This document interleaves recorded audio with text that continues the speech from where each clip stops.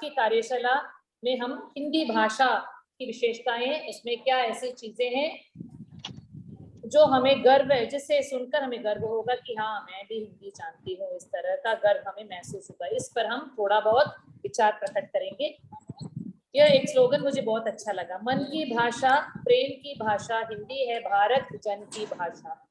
मुझे अच्छा लगा क्योंकि भारत में ही हिंदी बड़े तौर पर, मोटे तौर पर हम भारत में ही हिंदी भाषा बोलते हैं, तो इसलिए मुझे लगा कि ये जो स्लोगन है कार्यशाला के लिए एप्ट होगा। हिंदी भाषा की विशेषताएं कोई पढ़ेगा मेरे लिए? Can somebody read this for me? मैं पढ़ूं? Yes, ma'am. Yes, ma'am. Please read, ma'am. Fine. Ma'am, is it audible? Please पढ़िए मैम, प्लीज पढ़िए मैम। हिंदी भाषा की विशेषताएं। हिंदी से भारत की पहचान है, बहुत सरल, सहज और सुगम भाषा है। हिंदी विश्व की सबसे वैज्ञानिक भाषा है, जिसे दुनिया भर में समझने, बोलने और कहने वाले लोग बहुत बड़ी संख्या में मौजूद हैं। Thank you ma'am. तो भारत, जैसे कि मैंने बताया, हिंदी भारत में ही प्रायः बोली जाती है। भारत की भाषा हिंदी है, बहुत सरल है। पढ़ाते समय या सीखते समय हमें शुरू में हमें डर लगेगा, बहुत सारे लेटर्स हैं, संयुक्ताक्षर है, यह है वो है करके हमें शायद हमें डर हो सकता है, पर वैसे तो वो बहुत सरल भाषा, सहज है, इजी है, और बोल बोलकर हम उसमें प्रवीणता प्राप्त करेंगे तो सुगम भाषा भी है। तो विश्व की सबसे वैज्ञानिक साइंटिफिक लैंग्वेज बोला जाता है हिंदी को, और इस पर बहुत सारे रिसर्च भी हुआ था।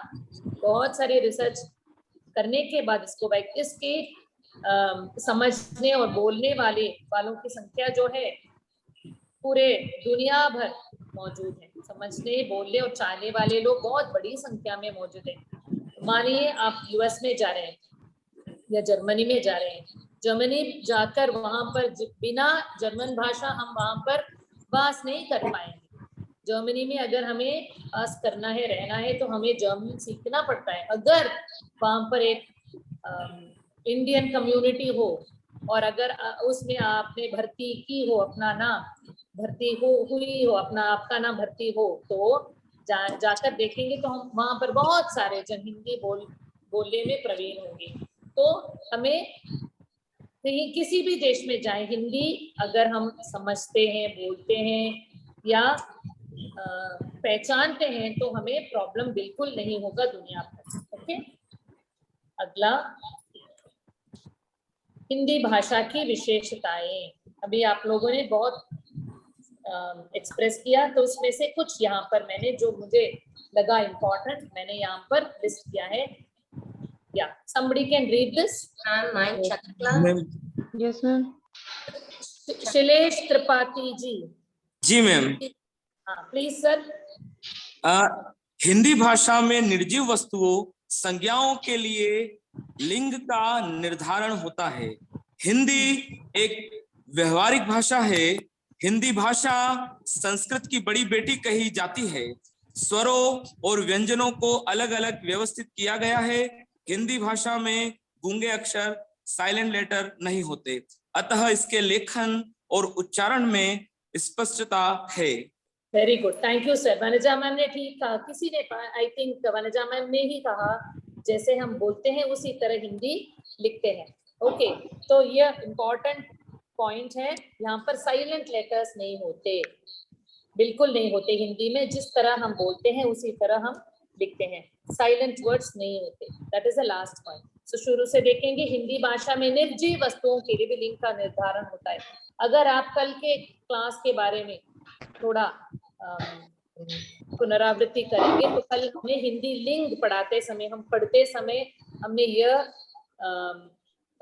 महसूस किया कि हिंदी के सभी अक्षरों के संज्ञाओं के लिंग होते हैं, जैसे कि पानी पुल्लिंग है ना, जमीन, कमरा पुल्लिंग है। तो इस तरह हर एक वर्ड हिंदी के हर एक वर्ड का लिंग निर्धारित है। तो ये important, the beauty of the language is, one important beauty is हर एक वर्ड के लिए लिंग अटैच्ड है। व्यावहारिक भाषा है, वेरी सिंपल अंडरस्टैंडेबल भाषा है। संस्कृत की बड़ी बेटी कही जाती है हिंदी को। वास्तव में हिंदी संस्कृत से ही उत्पन्न, संस्कृत के बहुत सारे शब्द हिंदी में पाए जाते हैं, पर एक्चुअली हम संस्कृत को पुरानी, हिंदी से भी पुरानी है संस्कृत भाषा, देव भाषा बोलते हैं संस्कृत को। पर कुछ ऐसे रेफरेंसेस में बोला जाता है कि हिंदी भाषा संस्कृत की बड़ी बेटी है, ऐसा बोला जाता है। और यहाँ पर स्वरों और व्यंजनों को अलग अलग व्यवस्थित किया गया है। इसका मतलब क्या है बोलिए, कोई बोल सकता है? स्वरों और व्यंजनों को अलग अलग व्यवस्थित किया गया है, इसका मतलब क्या है teachers? Who can tell me? What do you understand by स्वरों और व्यंजनों को अलग अलग व्यवस्थित किया गया है? मैम स्वर जो है वो वोवेल्स कहलाते हैं और व्यंजन कॉन्सोनेंट। तो स्वर जो है वो पहले बताए जाते हैं, उसके बाद व्यंजन। Okay ma'am, okay okay ma'am. ऐसा क्यों? हिंदी में ये क्या इम्पोर्टेंट है? हिंदी में ये स्पेशलिटी क्यों है when you compare it with other भाषा? मैम स्वरों के उच्चारण से ही व्यंजनों का पूर्ण। मैम व्यंजन जो है स्वरों के बिना उच्चारित नहीं किए जा सकते। ओके, व्यंजनों को उच्चारण करने के स्वर उनके साथ में हमें लगाना पड़ता है, तभी हम उसको प्रोनाउंस कर सकते हैं। इसीलिए इनको दोनों को सेपरेट करके एक एक शब्द के साथ, एक एक व्यंजन के साथ हम एक एक स्वर को जोड़कर पढ़ाते हैं, ताकि वो पढ़ाने में इजी रहे। ओके, बढ़िया टीचर, थैंक यू, अच्छा विवरण आपने दिया। पर जब मैंने इस सेंटेंस को पढ़ा तो मुझे इमीडिएटली मेरे दिमाग में ये बात आई, स्वरों और व्यंजनों को अलग अलग व्यवस्थित किया गया है। इसका मतलब मेरे दिमाग में यह विचार आया कि देखिए अंग्रेजी में, देखिए अल्फाबेट्स में, अल्फाबेट्स 26 अल्फाबेट्स लगातार हम लिखते हैं और उसमें वावल्स एंड कॉन्सोनेंट्स को अलग अलग हम उनको बांटते नहीं अंग्रेजी में, है ना? पर हिंदी में हम अलग से स्वर अलग से सिखाते हैं, व्यंजन अलग से सिखाते हैं। तो मुझे यह बात, मेरे दिमाग में ये बात आई कि स्वर और व्यंजन यहाँ पर हिंदी में एक साथ मिलाकर हम नहीं पढ़ाते, स्वर अलग से पढ़ाते हैं। जैसे अंग्रेजी में AEIOU वो अल्फाबेट्स के अंतर्गत ही आता है, 26 लेटर्स के अंदर ही आता है वो AEIOU, पर हिंदी में ऐसा नहीं है। स्वर पहले अलग से पढ़ाते हैं और व्यंजन अलग से पढ़ाते हैं। मुझे यह बात, मेरे मन में ये बात आई। ओके, तो हिंदी भाषा गूंगे, इसमें गूंगे अक्षर नहीं होते, अतः इसके लेखन और उच्चारण में स्पष्टता है। तो लिखते हैं उच्चारण के अनुसार हम लिखते हैं। ओके, अच्छा अगला स्लाइड, वर्तनी। वर्तनी क्या है? कौन पढ़ेगा मेरे लिए? चंद्रकला, कौन पढ़ेगा? मैं अमुदा पढ़ना है मैम। अमुदा मैम प्लीज पढ़िए मैम। Yes ma'am. लिखने के चोटी है, चोटी को वर्धनी अक्षरों कहते हैं। किसी भी भाषा की समस्त ध्वनियों के सही गणना से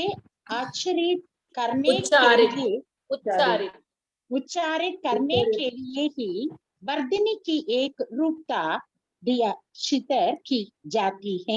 स्थिर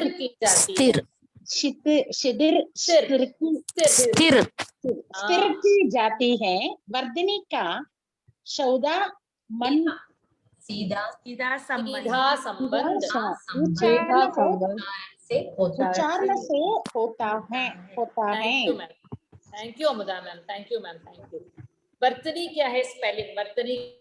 वर्तनी को स्पेलिंग बोलते हैं। लिखने की रीति को वर्तनी अक्षरी बोलते हैं, वर्तनी को अक्षरी भी बोलते हैं।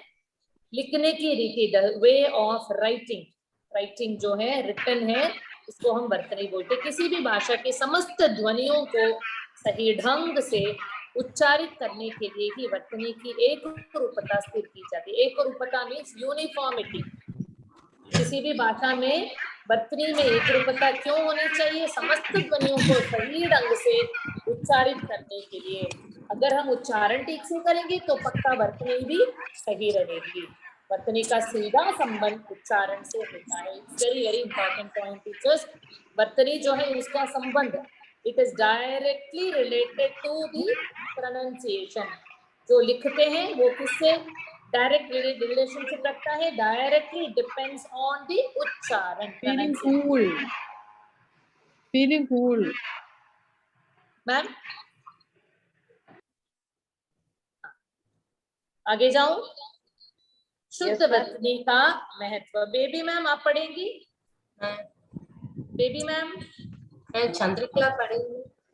शुद्ध भाषा लिखने में वर्तनी का सबसे महत्वपूर्ण स्थान है। यदि लिखते समय वर्तनी अशुद्ध हो गई हो तो शब्द का उच्चारण तो अशुद्ध हो जाता है। अगर हम लिखने में थोड़ा गलती कर देते हैं तो अर्थ में भारी परिवर्तन आ जाता है। Very good. भारी, अगर वर्तनी में अगर हम गलती करते हैं तो मीनिंग में पूरा परिवर्तन आ जाता है। इसके लिए कोई उदाहरण दे पाएंगे कोई? जैसे मैम तिथि शब्द है। ये सुमिता मैम। तिथि हाँ, टी और थी, जिसमें जो दोनों साइड में छोटी ई की मात्रा आती है। जब हम इसको टी थी पढ़ेंगे तो लिखने, जब हम जैसे प्रोनाउंस कर रहे हैं बच्चों को लिखवाने के लिए टी थी बोलेंगे तो बच्चे दोनों साइड में बड़ी ई की मात्रा लगाएंगे। Very good. और जब हम दोबारा एक बार हम उसको तिथि बोल के फिर दोबारा वापस उसी तरह से बोलेंगे तो बच्चे जैसा सुनेंगे वैसा ही लिखेंगे, क्योंकि जब हम ई का उच्चारण करते हैं तो उसमें डबल जोर लगाते हैं बोलने के अंदर। वेरी गुड, सही है मैम। मैं एक एग्जांपल देती हूँ बोर्ड पर। मैं शेयर स्क्रीन स्टॉप शेयरिंग करती हूँ 2 मिनट के लिए।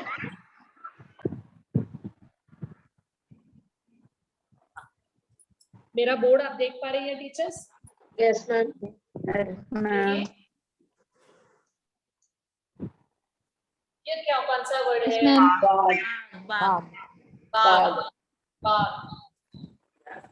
ये कौन सा वर्ड है? भाग। वर्ड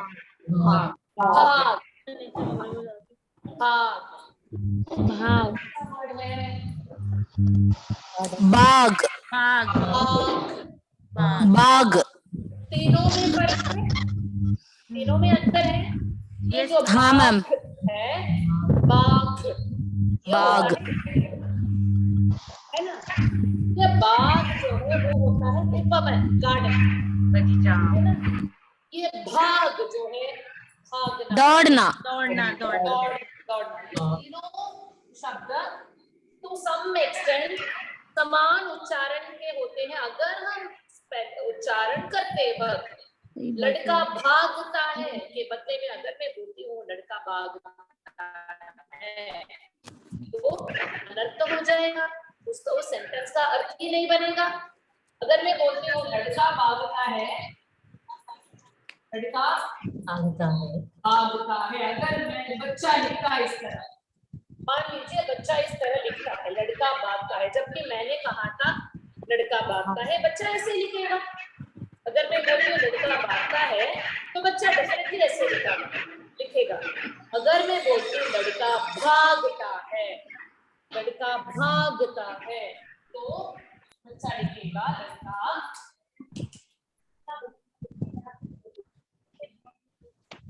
भागता है। यही वाक्य सही है। भागना, ये भागना होता है रनिंग। पर इस तरह बच्चा लिखेगा। मेरे उच्चारण अगर अच्छी तरह, अगर मैंने शब्दों का उच्चारण ठीक से नहीं किया तो इस तरह बच्चा लिखेगा। इसका बिल्कुल अर्थ नहीं बनता। लड़का भागता है कोई अर्थ नहीं है, ये भागता का मीनिंग ही नहीं है। केवल भाग होता है गार्डन, भागता कोई मीनिंग नहीं। ओके, तो जिस तरह हम उच्चारण करते हैं उसी तरह बच्चे लिखेंगे, तो हमारा उच्चारण जो है वो सही ढंग से होना चाहिए। हमें यह जान, उच्चारण करते वक्त ग घ थ थ, इसमें डिफरेंस हमें जोर से उच्चारण करेंगे, पक्का उच्चारण करेंगे तो डेफिनेटली त्रुटियां नहीं होंगी। ओके, तो ये बात मुझे बतानी थी। I again continue sharing. बच्चे इसमें क्वेश्चन करते हैं। जब हम भाग शब्द बोलेंगे तो बच्चे बोलेंगे कि फर्स्ट बाय लिखना है या सेकंड बाय लिखना है। प्रोनाउंस बाय करेंगे दोनों को। और बोलेंगे मैम फर्स्ट बार लिखना है या सेकंड बार लिखना है। ये फर्स्ट सेकंड के बदले में अगर हम बच्चों को लेटर्स के साथ एक शब्द जोड़कर सिखाएंगे, जैसे कि गमला, इजी हो जाएगा। फर्स्ट सेकंड थर्ड फोर्थ इस तरह बताने के बजाय अगर हम बोलेंगे बाग, तुम बाग के अंदर चलो, मैम विच बाग मैम, विच ग मैम, फोर्थ ग, थर्ड ग, ऐसे बच्चा पूछेगा तो बोलेंगे गमला गा, गाय गा, तो डेफिनेटली बच्चा रिलेट करके लिखेगा।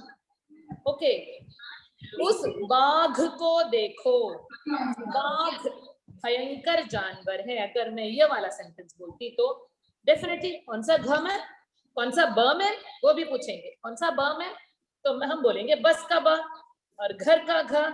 इस तरह हम रेफर करके, हम शब्दों के साथ रेफर करके देंगे तो सुविधा होगी बच्चों को। नॉट पहला दूसरा तीसरा इस तरह मत बोलिए, रेफर इट विथ वर्ड्स। जब हम इंट्रोड्यूस करते हैं तब पिक्चर्स के साथ बहुत सारे शब्द इंट्रोड्यूस करेंगे हर एक लेटर के लिए, तो उन लेटर्स का प्रयोग कीजिए, यहाँ पर उन वर्ड्स का प्रयोग कीजिए ताकि बच्चा रिलेट करके लिखेगा और आदत हो जाएगी। जैसे जैसे बच्चे लिखते जाएंगे, हायर क्लासेस जाएंगे तो उनको बिल्कुल दिक्कत नहीं होगी। ओके, तो I continue to share screen.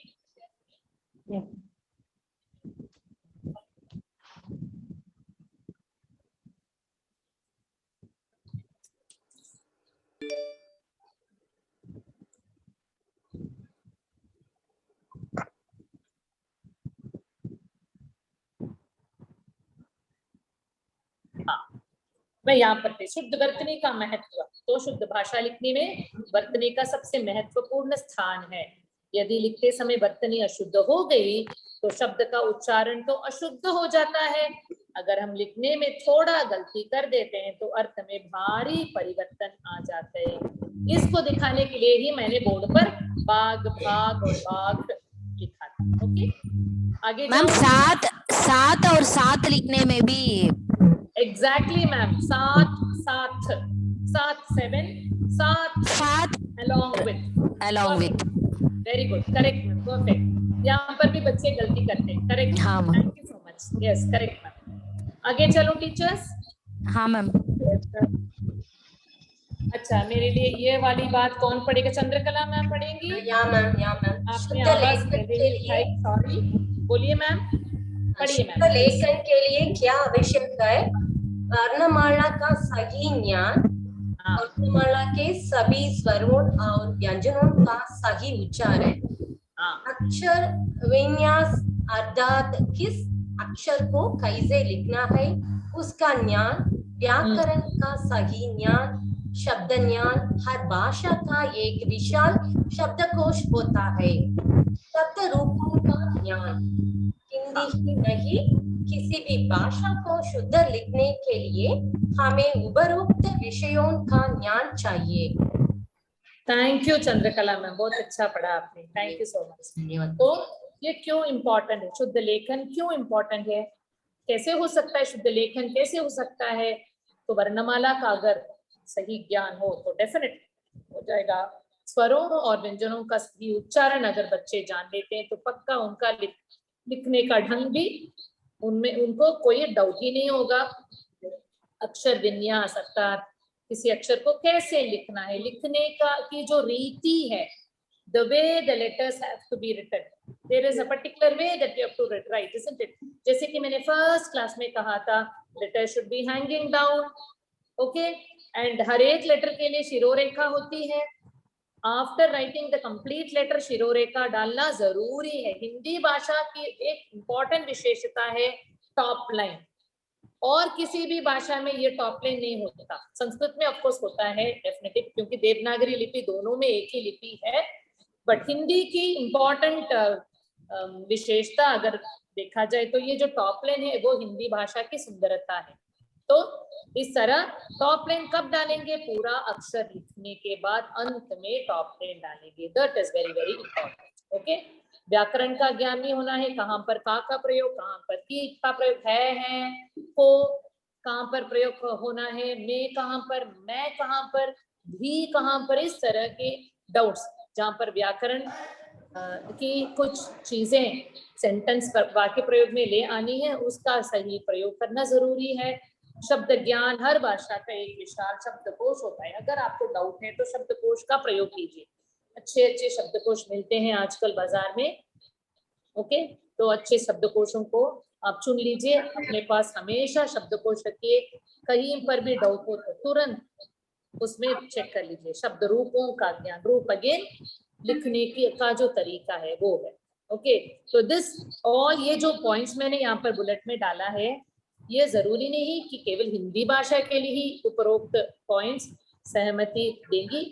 कोई भी भाषा अगर आप सीखने के लिए इच्छुक हैं, क्योंकि किसी भी भाषा को सीखने में ये बातें जरूरी हैं। ओके, आगे जाओ। Yes ma'am. यस, पवित्रा मैम आप पढ़ेंगी।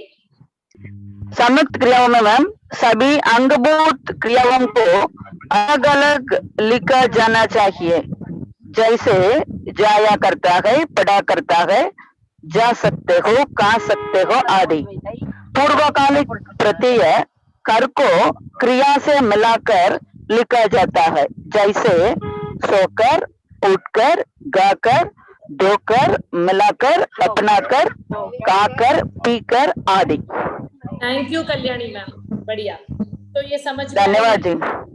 हाँ, समझ में आई ये बात। वर्तनी लिखते वक्त हमें संयुक्त क्रियाओं में सभी अंगभूत क्रियाओं को अलग करके लिखना चाहिए। दोनों को पढ़ा करता है, पढ़ा अलग लिखना है, करता है अलग अलग लिखना है, सबको अलग अलग करके लिखना है। ये एक इम्पोर्टेंट रूल है।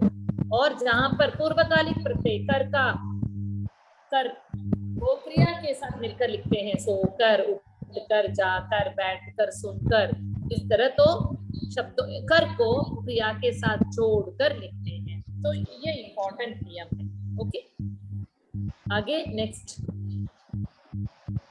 हाँ, अभी हम देखेंगे। Gayatri ma'am don't worry, it's okay ma'am, no problem Gayatri ma'am. वर्तनी में अशुद्धियां व उसमें स्पेलिंग की गलती है। सॉरी टीचर्स, अशुद्धियां की मात्रा होनी चाहिए, क्यों पाई जाती है। यह कौन पढ़ेगा? वसंत कुमारी मैम पढ़ूंगी मैम। यस मैम, मैं पढ़ूंगी मैम। हाँ मैम। वर्तनी में अशुद्धियां क्यों पाई जाती है? के अशुद्ध उच्चारण, संयुक्त वर्णों के अशुद्ध प्रयोग, मात्राओं के भ्रम के कारण, क्षेत्रीय प्रभाव। ये क्षेत्रीय प्रभाव क्या होता है? जिस प्रदेश में हम रहते हैं वहाँ की बोलचाल भाषा है, उसका असर हमारी भाषा में पड़ता है। इसी को बोलते हैं क्षेत्रीय प्रभाव। क्षेत्रीय प्रभाव, रीजनल इम्पैक्ट जो बोलते हैं ना, उसी को हम क्षेत्रीय प्रभाव बोलते हैं। मैं अपने एक्सपीरियंस से बोलती हूँ, please don't mind if I am giving this example, just example के तरीके में के रूप में मैं बोलने वाली हूँ। ये जो बात है, केरला में रहने वाले जो लोग हैं उनका मलयालम का एक्सेंट बहुत गंभीरता से भाषा में पड़ेगी। उनका मलयालम का वो नेसल प्रोनाउंसिएशन है, वो हर भाषा में उसका इम्पैक्ट रहता है। और बंगाल के में रहने वालों का जो उनके उच्चारण भ का प्रयोग हर एक भाषा में, अगर वो हम बहुत इजीली हम ये जान पाएंगे कि ये बंगाल से हैं, ये केरल से हैं, इस तरह। तो ये होता है क्षेत्रीय प्रभाव। तो इसका इम्पैक्ट हम अवॉइड नहीं कर सकते, थोड़ा तो रह जाता है, but we can not avoid, that's okay. But when it comes to वर्तनी में, लिखने में अशुद्धि जब होती है, इसका असर स्पेलिंग में डेफिनेटली पड़ता है। ओके, अगला, हिंदी भाषा में वर्तनी संबंधी अशुद्धियां। तो क्या क्या अशुद्धियां हो सकती हैं? स्वर में, व्यंजन में, समास में, संधि में, विसर्ग संबंधी और हलन संबंधी। ये सब generally broad outline of this. Okay, अगला स्लाइड हम देखेंगे जहां पर मैंने कुछ वर्तनी की त्रुटियां, सामान्य त्रुटियां मैंने यहाँ पर लिस्ट किया है। बच्चों का बच्चे जब लिखते हैं इस तरह के मिस्टेक्स, गलतियां बच्चे करते हैं, क्योंकि अशुद्ध है, क्योंकि प्रदर्शनी प्रदर्शिनी जैसे हम बोलते हैं लिख लेते हैं बच्चे। सूर्य, ऊ मात्रा सूर्य, केंद्रीय केंद्रीय, द्वंद्व द्वंद्व, इसको भी इद्वा इद्वा मिला के भी हम लिख सकते हैं, द्व द्व संयुक्ताक्षर। परीक्षा, महत्व, इक्ता एंड व, भास्कर, स का प्रयोग, ठीक है, यहाँ पर चेन्नई में यह बहुत चलता है, ठीक है, हम बोलते हैं ठीक है, हम बोलते हैं तो बच्चे लिखते हैं, स्पेशली जब वो बातचीत लिखते हैं, वार्तालाप लिखते हैं, ठीक है, इस तरह लिखते हैं, पर उनको ये बताना है कि ठीक है दो अलग अलग शब्द हैं। खू मात्रा, वो देखो, बच्चे लिखते हैं वो देखो, वह देखो, ह का प्रोनाउंसिएशन बहुत लाइट होता है। ओके, तो इस तरह सामान्य त्रुटियां। ओके, अभी देखेंगे उच्चारण। उच्चारण में क्या होता है, उच्चारण क्या है, इसको कौन पढ़ेंगे? मैं पढ़ूं ma'am? Yes ma'am, yes ma'am please. उच्चारण क्या है? शब्द को मुख से निकालना, बोलना। शब्द या उसके वर्णों को कहने का ढंग। मुख से इस प्रकार शब्द निकालना कि औरों को सुनाई दे। मनुष्यों का गले और मुंह के भिन्न अंगों के संयोग से अक्षरों, व्यंजनों आदि के रूप में सार्थक शब्द निकालना। Very good, thank you ma'am, thank you ma'am. तो उच्चारण क्या है? मुंह से निकालना, शब्दों को मुंह से निकालना, कहीं तो बोलना है, तो जब बोलते हैं दूसरों को सुनाई देनी चाहिए, जो हम बोलते हैं दूसरे सुन सके, यही तो उच्चारण होता है। ओके, और हमारे गले और मुंह के भिन्न अंगों को अगर बोलते समय अगर आप अपने हाथ को, I will stop sharing pictures, I want to show you something.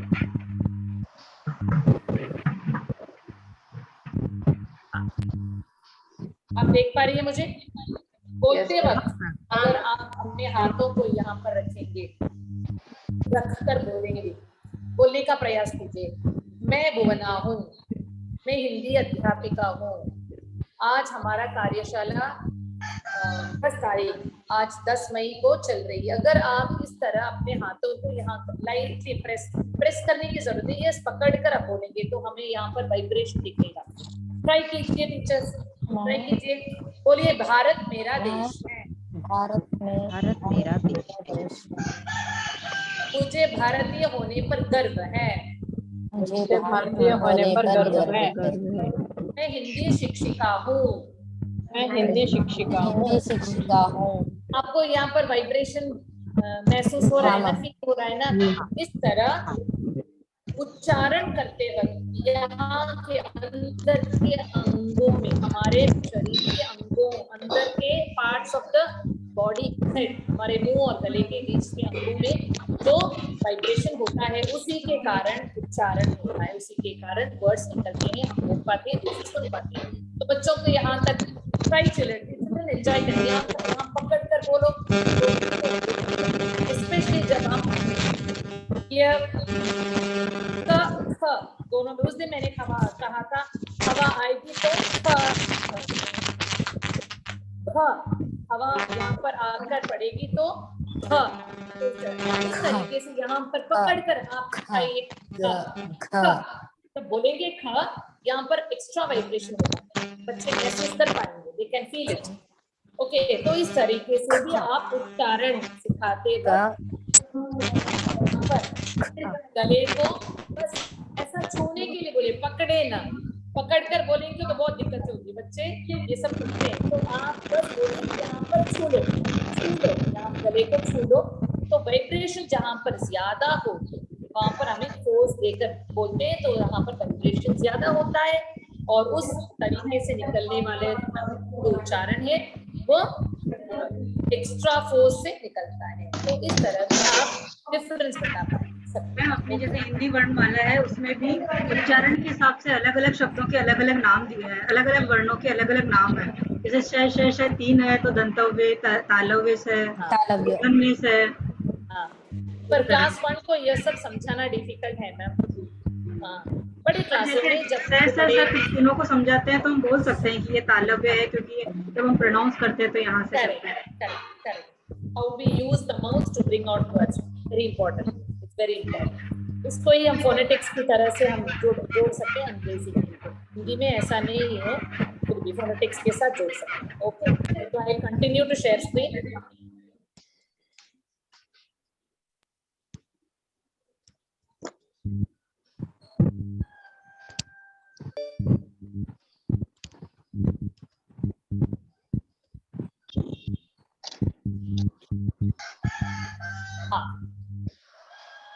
तो हमारे लास्ट पॉइंट में मनुष्यों का गले और मुंह के भिन्न अंगों के संयोग से अक्षरों, व्यंजनों आदि के रूप में सार्थक शब्द निकालना, यही होता है उच्चारण। ओके, नेक्स्ट, उच्चारण का क्या महत्व है, क्यों है इम्पोर्टेंट, क्यों है उच्चारण?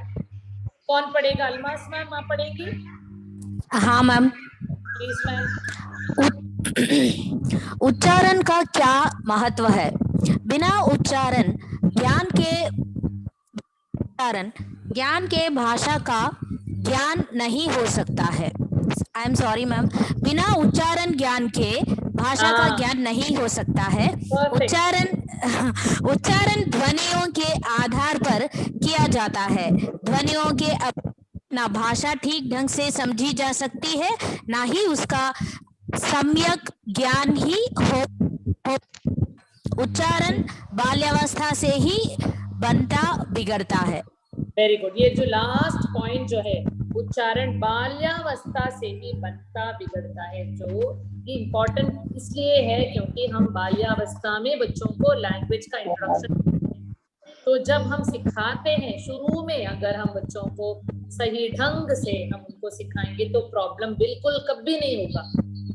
अगर बच्चे गलती करते हैं, गलत सीख लेते हैं, उसको अंडू करने में, सीखने की जो प्रतिक्रिया है उसको रिवाइज करके फिर से नए तरीके से सिखाना, सीखना बच्चों को, डेफिनेटली उनको दिक्कत होगी। तो बाल्यावस्था में, चाइल्डहुड में अगर हम उनको सही ढंग से उच्चारण सिखाएंगे तो that is the best thing we can do as a Hindi teacher to children. तो बाल्यावस्था में बनता भी है और वो बिगड़ता भी है।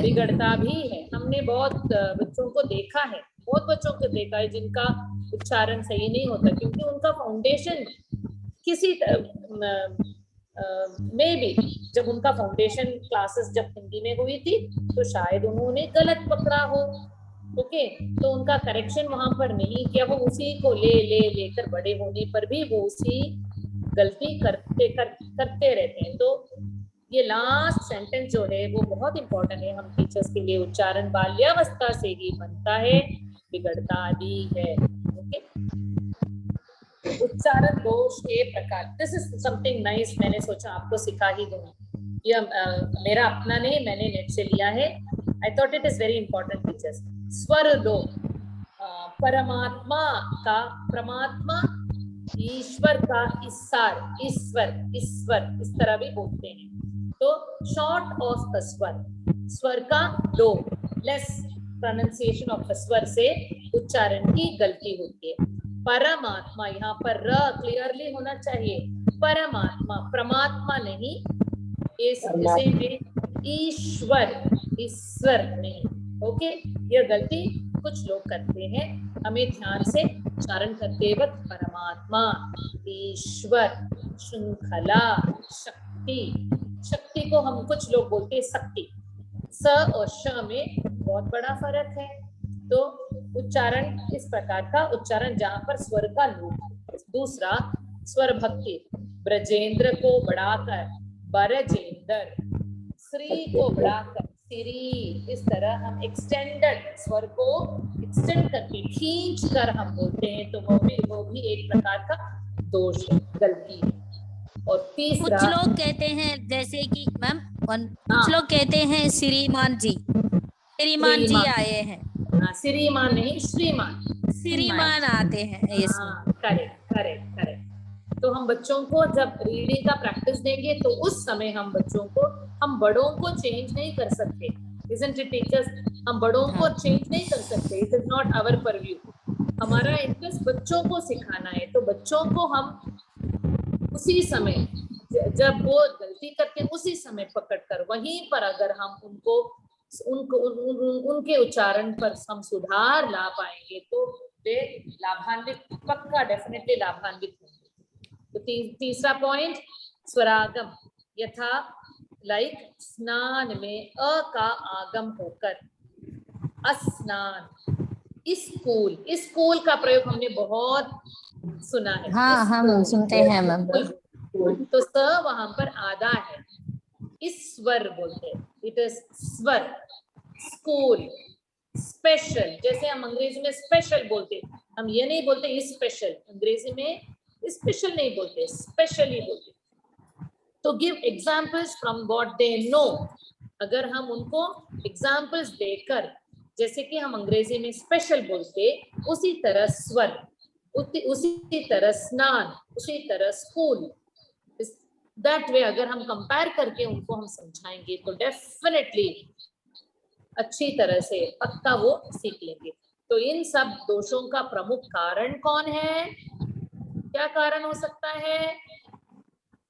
बाल्यावस्था में क्षेत्रीय प्रभाव, impact of the region. Okay, तो रीजन का जो इम्पैक्ट है यहाँ पर पड़ता है।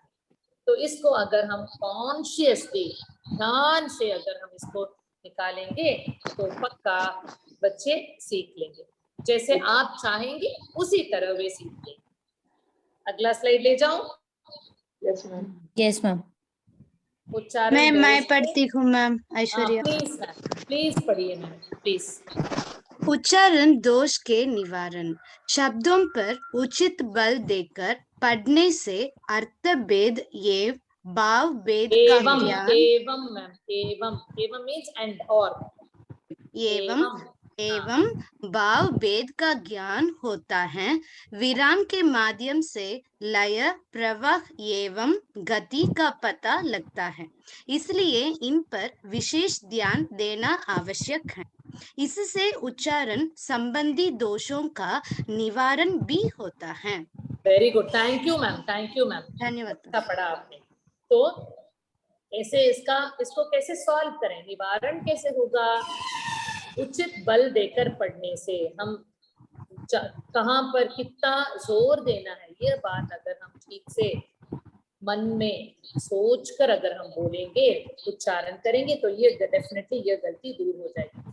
और विराम के माध्यम से, विराम मीन स्टॉप स्टॉप, रुक रुक रुक रुक कर बोलना, isn't it? तो ये जो बात है, जैसे कि लास्ट प्रीवियस स्लाइड में ये वाले स्लाइड में किस मैम ने, पता नहीं किस कौन सी टीचर थी, मैंने पढ़ा था। हाँ पढ़ा, फिर उन्होंने पूरा रोक लिया, अपने को रोक लिया, फिर शुरू से फिर से पढ़ने लगी, बिना उच्चारण ज्ञान वो एक साथ पढ़ना है। तो इस तरह हमें कहाँ पर कितना जोर देना है, कहाँ पर स्टॉप करना है, कहाँ पर एक्सप्रेशन एक्स्ट्रा ले आना है, ये सब प्रवाह और गति, ये सब स्लोली अगर हम बच्चों में ये स्किल हम डेवलप करेंगे तो उच्चारण की त्रुटियां नहीं होंगी, सोल्यूशन मिल जाएगा हमको। ओके, तो उच्चारण संबंधी दोषों का भी निवारण हो जाएगा। ओके, अभी नेक्स्ट मैं आपके लिए एक स्टोरी लेकर आई हूँ। पहले आप लोग साइलेंटली पढ़ेंगे, प्लीज पढ़िए टीचर्स, मन ही मन पढ़िए। एक जुदाई पेड़ की कहानी, मन ही मन पढ़िए। का शीर्षक है एक जादुई पेड़ की कहानी। दो भाई थे जो एक जंगल में, बड़ा भाई अपने छोटे भाई से बहुत प्यार करता था। एक दिन बड़े भाई बाजार में बेचने के लिए जलाऊ लकड़ी की तलाश में जंगल गया। वह पेड़ के बाद पेड़ की शाखाओं को काटता गया। अंत में उसने एक जादुई पेड़ पर कुल्हाड़ी चलाई। तभी पेड़ ने उससे कहा, अरे दयालु, कृपया मेरी शाखाओं को मत काटो। यदि तुम तो मैं तुमको अपना सुनहरा शेप दूंगा। बड़े भाई ने सहमति व्यक्त की, लेकिन पेड़ ने उसे जो सेब दिए उसे पाकर वह निराश था। Thank you ji, thank you ji. Madhu ma'am yes ma'am, continue कीजिए मैम प्लीज। हाँ यस मैम। लालच में आकर उसने पेड़ को धमकी दी कि अगर पेड़ ने उसे और सेब नहीं दिए तो वह उसे पूरी तरह से काट देगा। उसकी बात से नाराज होकर, मैम ये जो है ना स्पेलिंग की गलती है उसकी। हाँ ma'am spelling, sorry sorry ma'am, माफ करना, स्पेलिंग की गलती। अरे नहीं मैम। उसकी इस बात से नाराज होकर जादुई पेड़ ने उस पर सैकड़ों छोटी छोटी सुइयों की बौछार कर दी। वह दर्द से चिल्लाते हुए जमीन पर गिर गया। शाम का समय भी हो चुका था मैम था। छोटा भाई चिंतित हो गया और अपने बड़े भाई की तलाश में आया। उसने देखा कि बड़े भैया के शरीर पर सैकड़ों सुइयों हाँ ये मैम यो लिखा लगी हुई है मैम। ये थोड़ा सा मिस्टेक है इसमें। हाँ यहाँ पर एक और यहाँ पे भी मिस्टेक है मैम, सुइयों। Yes ma'am. और मैम एक जगह हाँ ये चुका, 3 मिस्टेक्स मैम। तो 3 मिस्टेक्स है मैम इसमें ना, एक 3 mistakes. Good, very good observation. Thank you ma'am. हाँ अच्छा, आगे मैं एक लास्ट स्लाइड में मैं चाहूंगी कि इसका रीडिंग कौन करेंगे? मैं पढ़ूंगा। कौन ma'am? I can't hear you. Shiny ma'am. हाँ प्लीज मैम, प्लीज पढ़िए। वह अपने भाई के पास गया और सुइयों को सावधानी से हटाने लगा। बाद में बड़े भाई ने पेड़ के साथ बुरा व्यवहार करने के लिए माफी मांगी। पेड़ ने बड़े भाई के दिल में परिवर्तन देखा और उन दोनों भाइयों को सबके सब सुनहरे सेब दिए। शिक्षा: यदि आप अपने काम के प्रति ईमानदार हैं और दूसरों के प्रति दयालु हैं तो आपको अच्छा फल जरूर मिलेगा। Thank you ma'am, thank you. अच्छा, बहुत अच्छा पढ़ा सबने। तो ये जो पढ़ने में एक आई शुड अप्रिशिएट टीचर्स कि आप लोगों ने गलती निकाली। Very good, excellent observation, excellent observation. माफ करना, मुझसे टाइपिंग में गलती होगी, सॉरी अबाउट दैट। तो बच्चे भी इस तरह की गलतियां देखकर तब का तब बोलेंगे। डेफिनेटली बच्चे अगर हिंदी प्राइमरी क्लासेस में शायद नहीं, पर बड़े क्लासेस में अगर हम इस तरह के अनुच्छेद हम उनको दिखाकर पढ़ने के लिए बोलेंगे तो पक्का उनको गलतियां आइडेंटिफाई करने में सक्षम होते हैं बच्चे। Very good. तो प्लीज अप्रिशिएट, अगर ऐसा कुछ बच्चा बोलता है तो please appreciate the child on the spot कि हाँ बेटा तुमने अच्छे से, तुम्हारा ऑब्जर्वेशन अच्छा है तो तुमने अच्छे से प्रॉम्प्ट कर दिया कि गलती है। प्लीज अप्रिशिएट, उनका ऑब्जर्वेशन बहुत नेक और तीक्ष्ण होता है। Okay, please appreciate. ओके, तो ये जो आपने मौन रूप से एक बार पढ़ा और दूसरी बार बारी बारी से आपको पढ़ने का मौका मिला, ठीक है। अभी तीसरे एक और तरीके से हम इसी कहानी को पढ़ सकते हैं, जैसे कि अनुकरण वाचन जो बोलते हैं। आदर्श वाचन एक होता है, अनुकरण वाचन जैसे कि मैं बोलूंगी एक जादुई पेड़ की कहानी रिपीट कीजिए, तो सब बच्चे उंगली शब्दों के नीचे रखकर एक एक वर्ड करके पढ़ेंगे। एक एक अक्षर, एक एक वर्ड, शब्द को शब्द के नीचे उंगली रखकर पढ़ेंगे। ये होता है repeating what you are saying. तो उच्चारण में अगर आप ठीक से बोलते हैं दो भाई थे, तो बच्चे भी बोलेंगे दो भाई थे जो एक जंगल के किनारे रहते थे। जब हम रिपीट करने के लिए एक्सरसाइज देते हैं तो 2-3 बातें जम जाती हैं बच्चों के मन में। Can anybody tell me, repeat करते वक्त क्या क्या सीखते हैं बच्चे? आप पहले आदर्श वाचन करते हैं जहां पर आप पढ़ते जाएंगे, बच्चा फॉलो करते जाएगा। दूसरा अनुकरण वाचन में हम रिपीट करने के लिए बोलते हैं, मैं पढ़ती हूँ आप लोग रिपीट करो, दोबारा पढ़ो, मेरे पीछे पीछे पढ़ो। इस तरह हम उनको पहले से बोल देते हैं। तो जैसे हम पढ़ते बच्चे वापसी में पढ़ते हैं, रिटर्न दे रिटर्न द सेम, उसमें क्या फायदा है बच्चे? Please tell, can somebody tell me फायदा क्या होता है यहाँ पर? मैम एक तो वो उच्चारण जब हम बार बार करते हैं तो उच्चारण सही होने लग जाता है उसका। वेरी गुड, उच्चारण सीख लेते हैं, सही उच्चारण सीखते हैं। और क्या हो सकता है? शब्दों को सही तरीके से पहचान पाते हैं, शब्दों को तरीके से पहचान पाते हैं। Very good ma'am, thank you. और हाव भाव से पढ़ने लगते हैं। हाँ, लय हाव भाव, एग्जैक्टली, हाव भाव से पढ़ने लगते हैं, लय गति से पढ़ने लगते हैं। लय गति से जहाँ पर कोई डायलॉग होता है तो वे उस डायलॉग, उस कैरेक्टर बनकर उस डायलॉग को दे रिपीट करते हैं। तो इसमें बच्चे एक्सप्रेशन सीख लेते हैं, अभिव्यक्ति सीख लेते हैं, किसको, कौन से वर्ड को कैसे पढ़ना है, उच्चारण सही तरीके से पढ़ते हैं, ये एक बात है। दूसरी बात, एक्सप्रेसिव रीडिंग जो है वो सीख लेते हैं। जैसे कि यहाँ पर इस पेज में 1 2 3 4 6th लाइन में एक डायलॉग है ना teachers? Yes ma'am. Can we have a model reading only of the dialogue? तभी पेड़ ने उससे कहा, अरे दयालु से, I want a few teachers to read only the dialogue. If you can read, Gauri ma'am, can you read? Yes ma'am. Please read only the dialogue ma'am. 1 2 3 6th line. ये जो 6th line है, 6th line में जो dialogue है उसी को मैं 2-3 teacher से सुनना चाहती हूँ एक्सप्रेसिव रीडिंग के लिए एक sample. Please read ma'am, Gauri ma'am. Yes ma'am. अरे दयालु, कृपया मेरी शाखाओं को मत काटो, यदि तुम मुझे बख्शते मैं तुमको अपना सुनहरा सेब दूंगा। Very good ma'am, thank you ma'am, thank you ma'am, thank you. Aishwarya ma'am, can you read? हाँ मैम। हाँ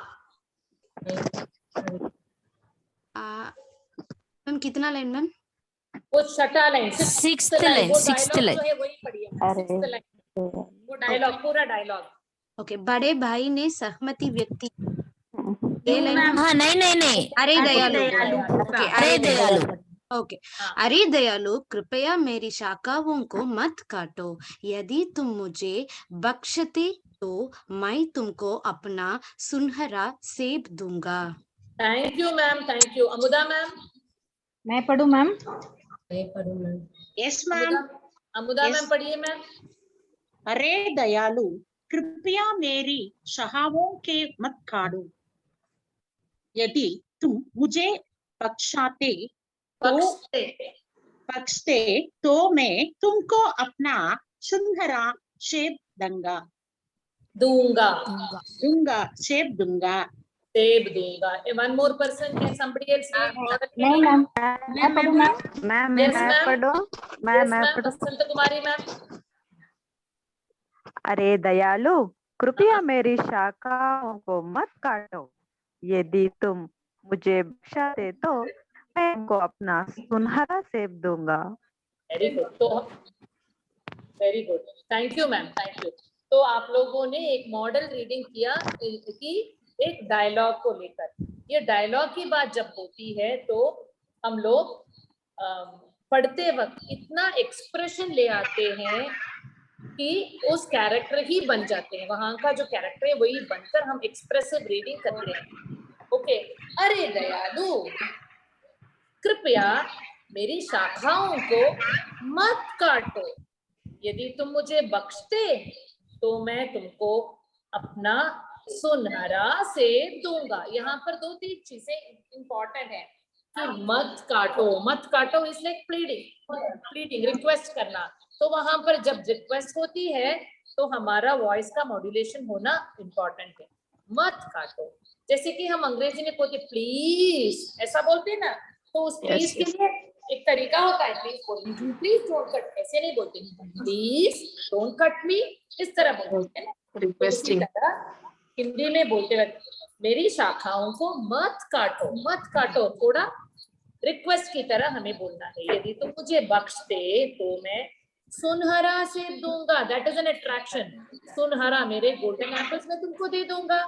तो यहाँ पर जो जहाँ पर देने की बात है, ये बड़ा देन मिलने वाला है, तो वहां पर एक्सप्रेशन डिफरेंट होना चाहिए। तो इस तरीके से अगर हम आदर्श वाचन जब करते हैं, मॉडल रीडिंग जब करते हैं, तो हमें यह ध्यान में रखना चाहिए कि हम एक्सप्रेशन, लय, गति से पक्का पढ़ेंगे। तेंदे जब पढ़ते वक्त हमें यह भी ध्यान में रखना चाहिए कि हमें स्लोली पढ़ना है। स्लोली पढ़ेंगे, धीरे धीरे पढ़ेंगे, तो उसमें भी दो तरीके के लाभ हैं। एक तो बच्चा जैसे पढ़ता है, जैसे जैसे पढ़ता है वो समझ लेता है, he will comprehend। स्लोली पढ़ने से कॉम्प्रहेंशन बेहतर होता है। और नंबर 2 बेनिफिट क्या है? दूसरा बेनिफिट है कि उच्चारण करते वक्त स्लोली अगर हम पढ़ेंगे तो उच्चारण में पक्का गलती नहीं होगी। तो ये दो चीजें हम जब आदर्श वाचन करते हैं, हमें एक्सप्रेसिव रीडिंग करना है, स्लोली धीरे धीरे पढ़ना है। और तीसरा पॉइंट, धीरे धीरे पढ़ते वक्त साथ में बच्चों का लाभ क्या होगा? वे अर्थ ग्रहण कर पाएंगे। जल्दी पढ़ेंगे तो शायद उनको कहीं रोक टोक होगी, अर्थ ग्रहण करने में दिक्कत होगी। तो स्लोली पढ़ेंगे तो अर्थ भी अच्छे से समझ लेंगे। तो इसीलिए आदर्श वाचन जब करते हैं टीचर्स, तो please ensure that your model reading is to the tee, it should be perfect. Okay, अच्छा मैं चलो नेक्स्ट स्लाइड में। तो लेखन में, राइटिंग में जब हम बच्चों को पढ़ाते हैं तो ये दो चीजें, it's just a tip for you teachers. एक क्लू बताती हूँ लिखते वक्त, जब हम सिखाते हैं बच्चों को हवा में लिखने के लिए, अगर हम बच्चों को सिखाएंगे तो हम उनके लिखने की विधि जो है, रीति जो है, उसे हम देख लेंगे। यहाँ दी गई 2 कागज रहित गतिविधियों को पूरा पढ़ें और अपनी कक्षा में सुविधानुसार प्रयोग करें। These are 2 tips which is very effective teachers. मैंने किया है, I have used it, it is very effective। मैं अपने एक्सपीरियंस से बोलती हूँ, ये दोनों तरीकों से मैंने बच्चों को लेटर्स का राइटिंग इंट्रोड्यूस किया। हवा में लेखन मतलब, if I can stop sharing, can I stop and tell you how it has to be done? I'm stopping the sharing.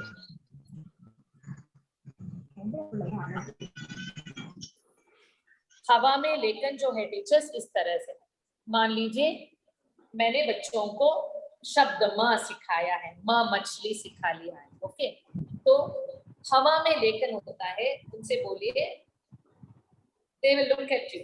Okay, तो I should not face them and stand। तो मुझे, मान लीजिए आप लोग मेरे क्लास के बच्चे हैं, तो मुझे इस तरीके से बैक दिखाकर, आप लोग मेरे छात्र हैं, तो मैं इस तरह अपने पीठ को दिखाते हुए मैं खड़े हो जाऊंगी और लिखूंगी हवा में लेखन माँ। इस तरह हवा में बड़े बड़े अक्षरों से लिखेंगे। उसके बाद उसी तरीके से सेकेंड, ऑन द टेबल और ऑन द ब्लैक बोर्ड। बच्चों के सामने तो टेबल होगी, तो उसमें touch the table and ask them to write. This works wonders teachers। First time you will write it in the air, हवा में लिखे। दूसरी बार on some flat platform आप लिखिए माँ, छ, इस तरह लिखेंगे तो बच्चे बहुत इंटरेस्ट से लिखते हैं। very happily they will start practicing। लगातार उनको नोटबुक में लिखने के बजाय, लिखाने के बजाय, अगर हम इस तरीके से कुछ चेंज करके ask them to write on using finger, उंगली से लिखो, बोलिए पेंसिल नीचे कर दो, उंगली से लिखो, तो नोटबुक में या टेबल पर या ब्लैक बोर्ड में इस तरीके से आप बोलिए, वो लिखे। गलत भी हो सकता है, you can't check everybody's writing at the same time। हम लोग ऊपर नीचे जाके आएंगे, क्लास में आगे पीछे चलेंगे, तो जैसे बोलते हैं उनको बस लिखने दीजिए। as you go around just look at the formation। कब वो ऊपर का टॉप लाइन लगाते हैं, कब बेंड करते हैं, कब सर्कल डालते हैं, ये सब अगर आप वहीं देखेंगे तो झट हम उनको पकड़कर झट उनकी गलतियों को सुधार सकते हैं। दिस इज वन वे। और सेकंड, अनदर वन, हथेली पर लिखना, हाथ में लिखना। ओके, आप ऐसा कीजिए, बच्चों को आंखें बंद करने के लिए बोल दीजिए। बच्चे का हाथ ले लीजिए, आप बच्चे के हाथ में लिखिए, तो बच्चा रिलेट करेगा। आंखें बंद रहेंगी उसकी और हाथ आपके पास रहेगी, हाथ आपके पास रहेगा, तो आप लिखिए, बच्चा आइडेंटिफाई करेगा। This is one way of assessing there. Assessment में आप इसका प्रयोग करते हैं। नहीं तो पीठ पर लिखिए, ask the child to bend, उसके पीठ पर लिखिए, तो they will enjoy such things, they will enjoy. So ये रोज इस तरह का एक्टिविटी नहीं बन पाएगा क्योंकि वी डोंट हैव इतना टाइम नहीं है, पर रिविजन के टाइम पर पुनरावृत्ति करते समय अगर आप इस तरीके से करेंगे तो बच्चे डेफिनेटली एंजॉय करेंगे। तो ये 2-3 तरीके हैं जिससे हम उनके लिखने का जो स्टाइल है उसको हम सुधार सकते हैं।